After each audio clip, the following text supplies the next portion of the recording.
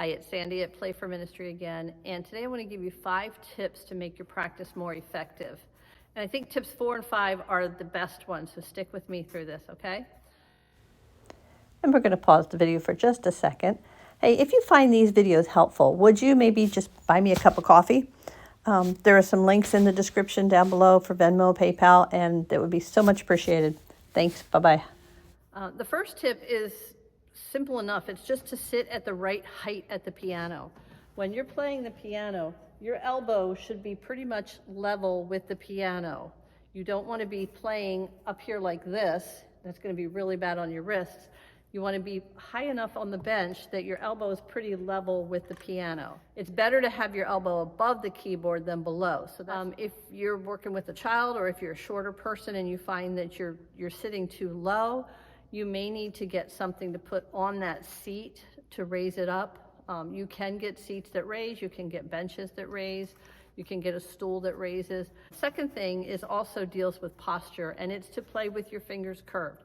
You've heard that if you have had any lessons anywhere, you hear play with your fingers curved, play with your fingers curved. And it's not just enough to have them curved like this. We want to play with the ends of the fingers. A lot of teachers say play with the tips of your fingers, and people play with the fingerprint portion of their fingers here. They'll play like this, and that's not what you want to do. You want to get up on those fingertips, and that does several things for your playing. First of all, it makes all of your fingers the same length. They can play the piano at the same time. For instance, if I have my fingers straight, my thumb and my pinky aren't even touching the keyboard. But if I curve my fingers up, all 5 of my fingers can hit the keyboard at the same time.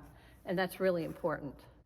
It also makes it possible to get up into those black keys and not get your fingers stuck. If you're playing with curved fingers, you can get up in here pretty easily. If you're playing with straight fingers and you're trying to maneuver in between these black keys, it's not going to be pretty. So make sure you're getting those fingers curved up there so you can get in and out of those black keys. Another thing that it does when you have curved fingers is it just helps your fingers to be more dexterous. You can run things more quickly here than if you're playing like this. Just gives you better muscle control. And it also lets you get your thumb under your fingers and cross your fingers over. If I've got my fingers curved, I've got space here to get my thumb underneath so that I can do things like this, okay?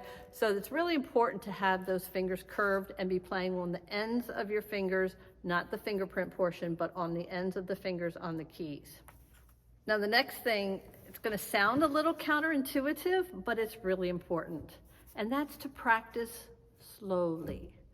A lot of times we want to get in a hurry, and we want to, if something's going to be played as a fast song, we tend to try to play it fast from the get-go, and you're not doing your brain any favors when you try to learn a song by playing it quickly.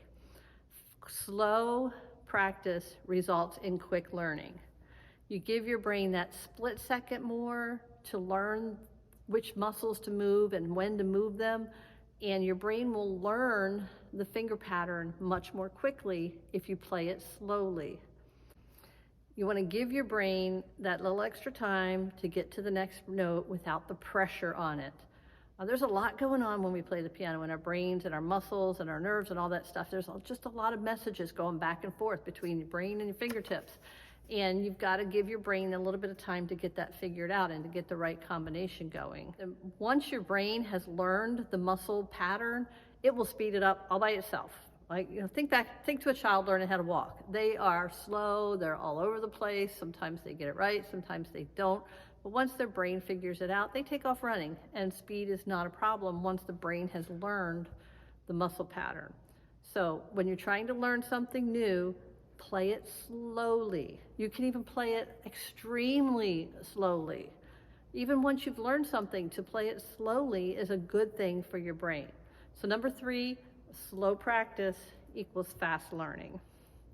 Number 4, this is one of the more important ones, I think, and it's to make your practice habitual. Make it a normal part of your routine. Now that's going to look different for everybody. If it's an elementary or a senior high student, maybe they practice right before breakfast or right after breakfast in the morning, or maybe as soon as they get home or when homework's done. If you are home with little kids, maybe as soon as they go down for their naps, you hit the piano. Maybe it's when you get home from work. If you don't have a piano in your home and you're using your church piano, maybe it's after the service, or maybe you come in a half an hour early for a service. Maybe you come in during the week and you practice at your church.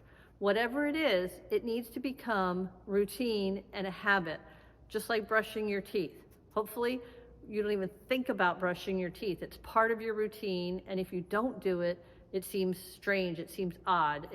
You notice that you don't do it. And you want your piano practice to be the same way. You want it to just be an automatic thing. You just get so used to doing X, doing Y, and then I do my piano. And that's what you really need it to be.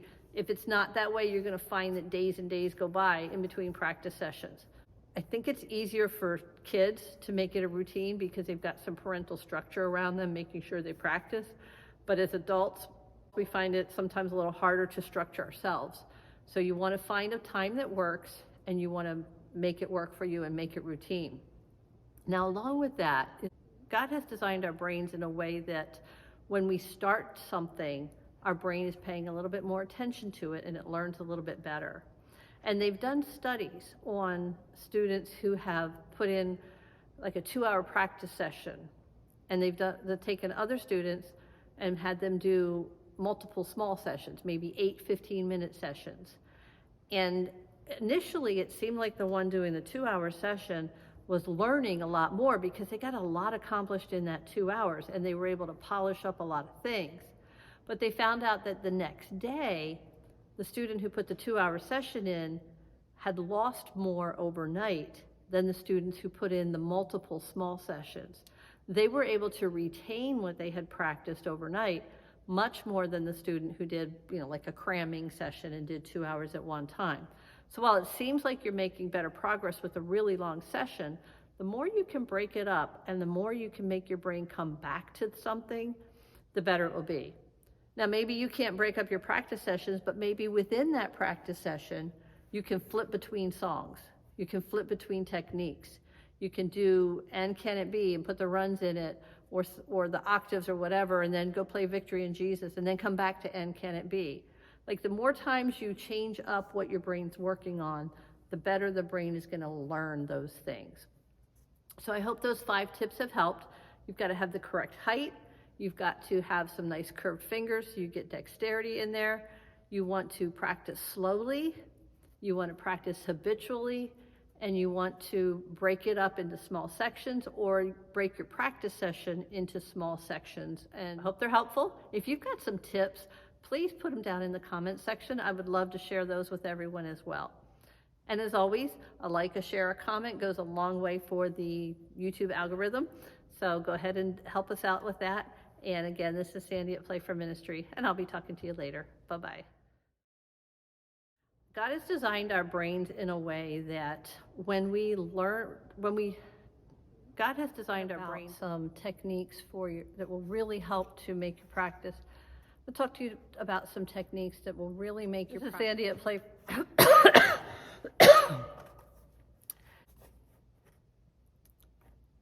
Hi, it's Sandy, and today I want to talk to you a little bit about some